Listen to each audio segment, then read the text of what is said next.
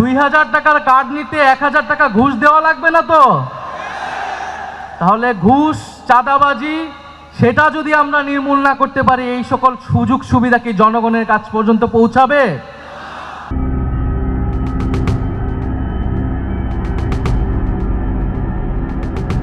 বাংলাদেশে বরাবরই কোনো একজন শীর্ষ নেতাকে সামনে রেখে রাজনৈতিক দল বা জোটকে নির্বাচনী প্রচারণা চালাতে দেখা গেলেও জামাত ইসলামীর নেতৃত্বে গঠিত 10 দলীয় জোটে এবার সেভাবে কাউকে সামনে রাখা হয়নি। এতে করে যে প্রশ্ন উঠছে, এই জোট যদি নির্বাচনে জয়ী হয় তাহলে প্রধানমন্ত্রী কে হবেন? জামাতের জোট থেকে 2 জনের প্রধানমন্ত্রী হবার সম্ভাবনা সবচেয়ে বেশি, তবে আরও 3 জন আছেন যারা প্রধানমন্ত্রী হতে পারেন। সব মিলে 10 দলীয় জোট থেকে প্রধানমন্ত্রী হতে পারেন।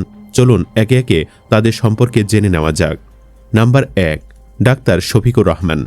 10 দলীয় জোটের সবচেয়ে প্রজ্ঞাবান, বয়স্ক, অভিজ্ঞ এবং দূরদর্শী রাজনীতিবিদ হচ্ছেন জামায়াত ইসলামীর আমির ডাক্তার শফিকুর রহমান। তাই জামায়াত ইসলামী নেতৃত্বাধীন জোট যদি ক্ষমতায় আসে তবে শফিকুর রহমানই যে প্রধানমন্ত্রী হবে তা এক প্রকার নিশ্চিতই। যদিও এই জোটের কেউই ভাবছে না প্রধানমন্ত্রিত্ব নিয়ে। বলে রাখা ভালো, 10 দলের নির্বাচনী ঐক্য গঠনের আগেই অবশ্য এ প্রশ্ন উঠেছিল। বিশেষ করে ইসলামী আন্দোলনের পক্ষ থেকে জোট গঠনের আগেই কে প্রধানমন্ত্রী হবে তার সুরাহা করার কথা তোলা হয়, যদিও সেটা নিয়ে পরে আর আলোচনা এগোয়নি। পরবর্তীকালে ইসলামী আন্দোলন অবশ্য আদর্শিক ও রাজনৈতিক বিভিন্ন কারণ দেখিয়ে ঐক্য প্রক্রিয়া থেকেও বেরিয়ে যায়। তবে ইসলামী আন্দোলন বেরিয়ে যাওয়ার পর জোটে জামায়াতের গুরুত্ব এবং প্রভাব আরও বেড়েছে। দলটি এককভাবে 215টি আসন নেওয়ার পর এটা স্পষ্ট হয়েছে যে জোটের মূল শক্তি জামায়াত। ফলে ঘোষণা না হলেও এই জোটে জামায়াতে এখন অঘোষিত নেতৃত্বে, যেটা দলগুলোর বক্তব্যেও পরিষ্কার হয়। তাহলে কি জামায়াতের শীর্ষ নেতাই প্রধানমন্ত্রী প্রার্থী? এমন প্রশ্নে জাতীয় নাগরিক পার্টির জ্যেষ্ঠ যুগ্ম আহ্বায়ক আরিফুল ইসলাম আদিব বলেন, শীর্ষ নেতা, প্রধানমন্ত্রী বা বিরোধী দলীয় নেতা, এসব নিয়ে দলগুলোর মধ্যে কোনো আলোচনা হয়নি। তিনি আরও বলেন, এখানে এখন পর্যন্ত প্রধানমন্ত্রী, রাষ্ট্রপতি বা স্পিকার বা এ ধরনের পদ পেলে সেখানে কে বসবেন তা নিয়ে আলোচনা হয়নি। সাধারণত ধরে নেওয়া হয় যে দলের বেশি সংসদ সদস্য জয়ী হন তারাই প্রধানমন্ত্রী হওয়ার ক্ষেত্রে অগ্রাধিকার পান। তাই ধরে নেওয়া যায় এই জোটের পক্ষ থেকে ডাক্তার শফিকুর রহমানই প্রধানমন্ত্রী হচ্ছেন। বলে রাখা ভালো, ডাক্তার শফিকুর রহমান বাংলাদেশের রাজনীতির ইতিহাসে এক অনন্য নাম। এদেশে ইসলাম প্রতিষ্ঠায় যারা গুরুত্বপূর্ণ ভূমিকা রেখেছেন তাদের মধ্যে শফিকুর রহমান অন্যতম।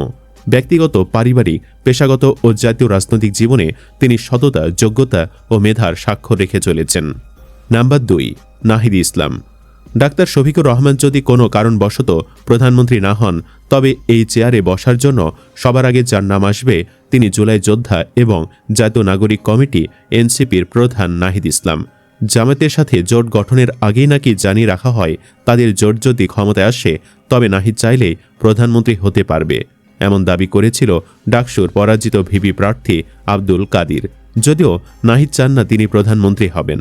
10 দলীয় ঐক্য প্রক্রিয়ায় শেষ সময় যুক্ত হয়েছে এনসিপি। নিজ আগ্রহে জোটে যুক্ত হওয়ার পর দলটি নেতৃত্ব কিংবা নির্বাচনে জিতলে কে কোন পদে বসবে সেসব নিয়ে দর কষাকষির সুযোগ পায়নি।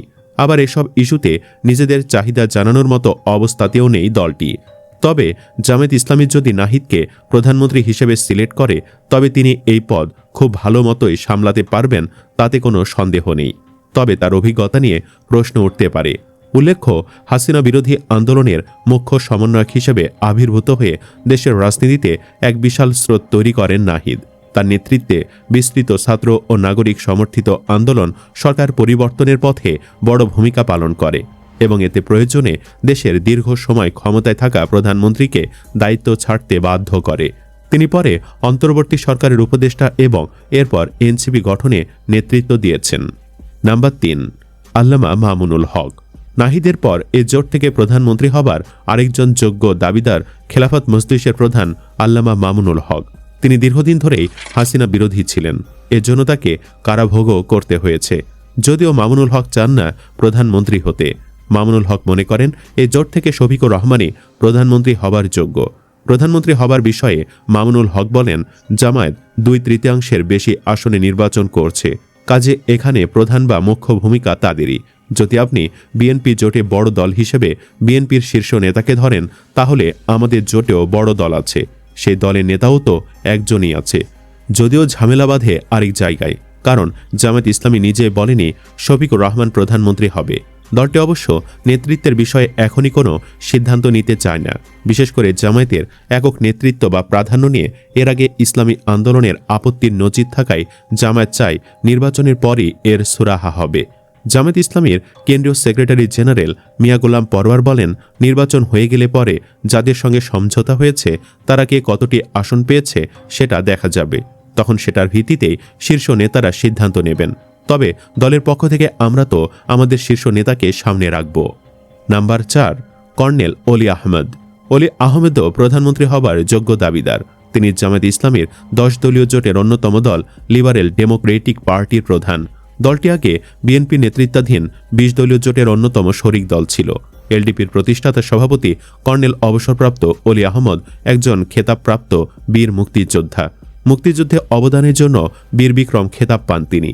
মুক্তিযুদ্ধে সাবসেক্টর কমান্ডারের দায়িত্ব পালন করে আসা অলি আহমদ 1980 সালে সেনাবাহিনীর চাকরি ছেড়ে বিএনপির রাজনীতিতে যোগ দেন।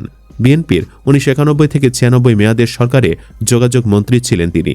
বিএনপি ছেড়ে 2006 সালে এলডিপি প্রতিষ্ঠা করেন অলি আহমদ। গত বছরের জুলাই গণঅভ্যুত্থান পরবর্তী সময়ে জামায়াতের সঙ্গে খেলাফত মজলিস, বাংলাদেশ খেলাফত মজলিস, বাংলাদেশ খেলাফত আন্দোলন, বাংলাদেশ নেজামে ইসলাম পার্টি ও জাতীয় গণতান্ত্রিক পার্টি, এই 6 দল আসন সমঝোতার ভিত্তিতে সব আসনে একক প্রার্থী দেওয়ার আলোচনা শুরু করে। পরে এতে যোগ দেয় বাংলাদেশ ডেভেলপমেন্ট পার্টি। জামায়াত সহ এই 8 দল বিভিন্ন দাবিতে বিভিন্ন কর্মসূচি নিয়ে টানা অনেক দিন মাঠে ছিল। যদিও তারা জামায়াতে যোগ দেওয়ায় দলটির অনেক নেতাকর্মী বিএনপিতে যোগ দিয়েছেন। নাম্বার 5, মাহমুদুর রহমান মান্না।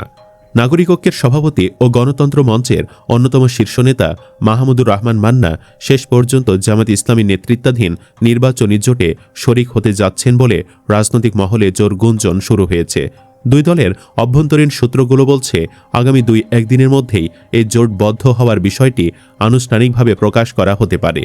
এ প্রসঙ্গে মাহমুদুর রহমান মান্না সরাসরি কোনো নিশ্চয়তা না দিলেও বেশ কৌশলী মন্তব্য করেছেন। তিনি জানান, দেশের রাজনৈতিক দলগুলো এখন সমঝোতার মাধ্যমে নিজেদের অবস্থান ঠিক করতে ব্যস্ত। তাই শেষ পর্যন্ত কে কোন জোটে যাবে তা এখনই নিশ্চিত করে বলা কঠিন। জামায়াত জোটে যোগ দেওয়া প্রসঙ্গে তিনি হ্যাঁ বা না কোনোটি না বলে বিষয়টি সময়ের ওপর ছেড়ে দিয়েছেন। তবে মান্নার দল যদি 10 দলীয় জোটে অংশ নেয় তবে মান্নাও হতে পারেন দেশের প্রধানমন্ত্রী। যদিও বিএনপি মান্নাকে মন্ত্রী হবার অফার দেয়, কিন্তু আসন সমঝোতা না হয় তিনি জামায়াতে যোগ দিতে যাচ্ছেন। উল্লেখ্য, বিএনপির সাথে দীর্ঘদিনের যুগপৎ আন্দোলনে থাকলেও শেষ পর্যন্ত আসন না পাওয়া নিয়ে মান্নার মধ্যে চাপা ক্ষোভ লক্ষ্য করা গেছে। বিশেষ করে বগুড়া 2 আসনে তাকে প্রাথমিক মনোনয়ন দেওয়া হলেও শেষ পর্যন্ত বিএনপি সেখানে নিজস্ব প্রার্থী শাহে আলমকে ধানের শীষ প্রতীক দেওয়ায় তিনি অত্যন্ত ক্ষুব্ধ হন। বিএনপির পক্ষ থেকে তাকে ভবিষ্যতে মন্ত্রিত্বের প্রস্তাব দেওয়া হলেও তিনি তা প্রত্যাখ্যান করেছেন। ত্যাগের মূল্যায়ন না হওয়ায় মান্না বর্তমানে তার দল নাগরিক ঐক্য এর হয়ে 11টি আসনে নিজস্ব প্রতীক কেটলি নিয়ে নির্বাচনে ঘোষণা দিয়েছিলেন। তবে এখন তিনি 10 দলীয় জোটে অংশ নেওয়ার অপেক্ষায় আছেন। সুপ্রিয় দর্শক, জামায়াত ইসলামীর নেতৃত্বে থাকা 10 দলীয় জোট ক্ষমতা এলে কার প্রধানমন্ত্রী হওয়া উচিত? কমেন্ট বক্সে জানিয়ে দিন আপনার পছন্দের প্রধানমন্ত্রীর নাম। ভিডিওটি ভালো লাগলে লাইক দিন এবং চ্যানেলটি সাবস্ক্রাইব করুন। ধন্যবাদ।